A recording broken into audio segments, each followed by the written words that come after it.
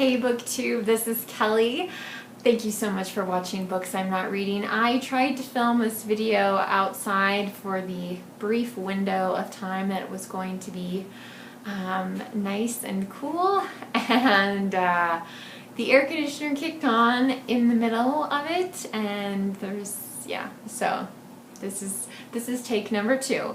But it's Jane Austen July, and I did some digging on BookTube or on YouTube, and of course there's a Jane Austen July tag to go along with it. And since this is my first time participating in Jane Austen July, I wanted to give this a go. For those of you who know me well or have been watching my channel for a long time, you won't be surprised. You could probably answer many of these questions yourselves. But nonetheless, we will still answer the questions. So this tag was created by Katie at Books and Things and Marissa at Blatantly Bookish, who are also the hosts of Jane Austen July. And I will link to Marissa's original tag down below with all the questions. So let's get into it. Question number 1. What is your favorite Jane Austen book? Call it out now. Call it out. So Pride and Prejudice is my favorite Jane Austen novel, and I have read it more than other Jane Austen novels and cherish it and love this copy. So yeah, it's a very special book to me, and this was really a turning point for me in my reading life as well, so it carries significant weight. Question number 2, who is your favorite Jane Austen protagonist? Again, Elizabeth Bennet. And yes, I'm sure many people have answered that, but she's just, yeah, I just connect with her. Not to say that I have her wit, but yeah, she's just a delight, and this book is just, it's a masterpiece. To me it's just a perfect book, which I can say that about very, very few books. So, okay, moving on. Question number 3, name a book off of your shelves that you think Jane would wholeheartedly approve of, and why. So, so for this I picked Cranford by Elizabeth Gaskell. This is about small town, rural English countryside life in the 19th century. It's definitely about friendships between women and sisters. Granted, there's the 2 main sisters are, I guess what we would call spinsters, but you know, living off of limited means. So yeah, I really think Jane Austen would enjoy this book. If you like Jane Austen, Elizabeth Gaskell is definitely someone to check out. Okay, name a book off your shelves that you think Jane would have hated, and why. So I do have to say that it's hard not to look at my bookshelves and go, well, I love this book, so of course Jane would love this book. I hate this book, so of course I'm sure Jane Austen would have hated Winter's Tale by Mark Halperin. Not only the book, but also the film adaptation, which why anyone would have tried to adapt this into a film, I don't really know. I don't get. Every winter for a long time, Jason would be like, oh, I really need to read Winter's Tale by Mark Halperin. So finally one year, I was just sick of hearing him say that, and I read it. I hated it. It is bloated and pretentious, and I'll read you just the first paragraph of the description in my copy.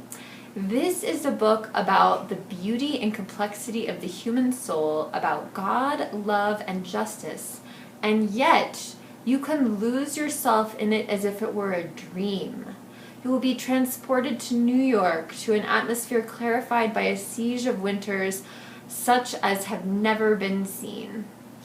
I won't go on, but I definitely did not lose myself in this book at all. Like, you want to talk about pushing through a book. Now, if there are those of you out there who love Winter's Tale, please let me know in the comment section. I would love to hear why you love this book. But for me, I would just, yeah, if I could give it 0 stars on Goodreads, I would. It's just horrible. It's a terrible book. And the only reason that we own it is because Jason wants to read it. And I know Jason's not going to like it, but we shall see. So anyway, those of you who are fans of it, let me know. Question number 5, who is your favorite minor Jane Austen character?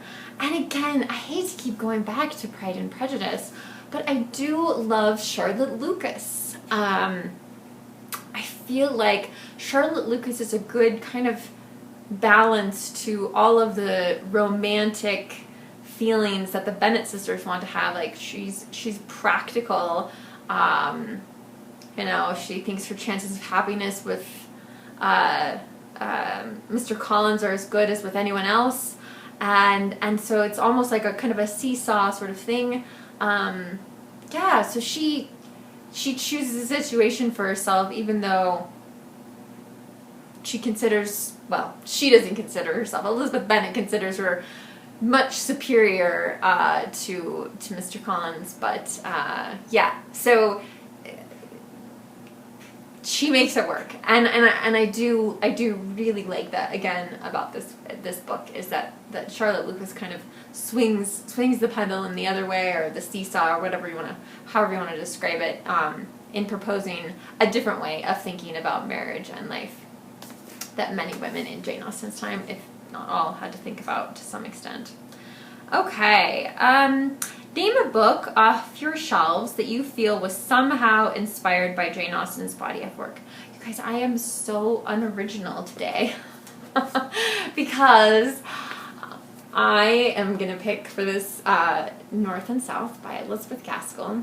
I love this book. I love it. And I can't believe that Pride and Prejudice did not play a role in this. I would consider this the Victorian Pride and Prejudice. It is not without its flaws, I do admit, but I think it's Elizabeth Gaskell's, at least the best novel by her that I've read so far. I think I've only read 3. We've already talked about one of them here. So anyway, I love this book, and yeah, it's another one I need to reread again before too long. So okay, which Jane Austen character do you simply love to hate? So this morning I finished Emma. And I have to say, I was really surprised when I went back through my book journal to see when the last time I read Emma. Definitely wasn't this edition, because this miniseries cover was not out yet. It had not been made. So I don't know what happened to our copy of Emma. I have no idea. But anyway, but now we have the miniseries cover here. And talk about love to hate, like, I can't stand the Eltons.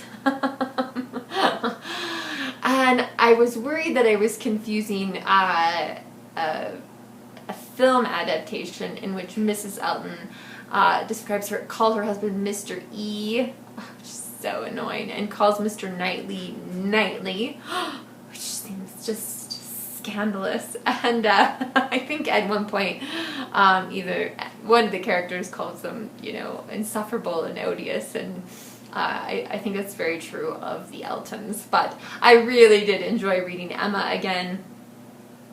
I'm not sure some of you were alive the last time I read Emma, so it was really good to get back to this and just be blown away by the incredible prose and structure of Jane Austen. So, all right, now tags. I'm not sure who exactly to tag for this, because a lot of you have already done the Jane Austen July. However, I think there are newbies. So if you are participating in Jane Austen July for the first time, please consider yourself tagged. I want to say Dario from Motley Reads is participating in Jane Austen July, so I would like to tag him. And I'm not sure if Brian from Bookish is participating for the first time. He does so many tags, so I don't know. Brian, if you haven't done it, feel free. And I want to say Kathy Grimm, maybe? Faith&books. So there's a few channels I can think of, but I'm not sure if they've done the tag or not. So I will link those channels down below. If you have already done the tag, don't worry about it. But if this is your first time participating in Jane Austen July, or you somehow managed to miss the tag last year, please consider yourself tagged. BookTube, thank you so much for watching. Remember to be kind to yourself, be kind to others, and I will talk to you very soon. And oh my goodness, I almost forgot. I am going to close this video with the happiest plant in my yard, one of my clematises, so share some beauty of the outdoors, even though I wasn't able to film outside today. Alright, thanks so much, BookTube. Bye.